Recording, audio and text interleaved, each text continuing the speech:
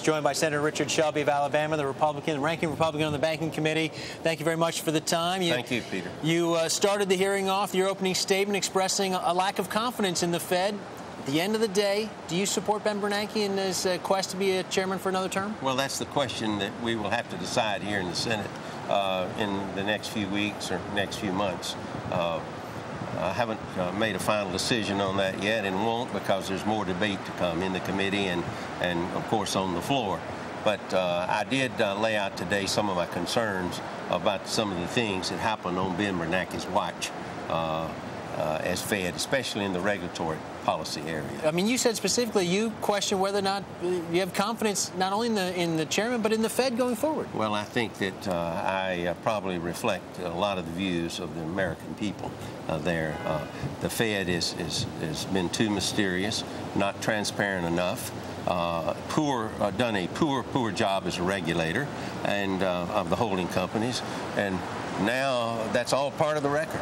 At a minimum, if he becomes chairman again for a second term, is this going to be a diminished Fed? Is this going to have reduced responsibilities in the future? Well, I hope it's got reduced responsibilities. I wouldn't say it would be a diminished Fed. The Fed is very important as far as the central bank and the monetary policy, and it ought to stay and be independent. But as a regulator, it has done a poor job at best over our holding companies, which it had the mandate to do. And there are a lot of other things it hasn't done. So I basically like the concept that Senator Dodd is proposing and we've talked together about, and that is to create another regulatory structure away from the Fed. Let the Fed determine monetary policy and be the lender of last resort, things like that. It wouldn't diminish the Fed.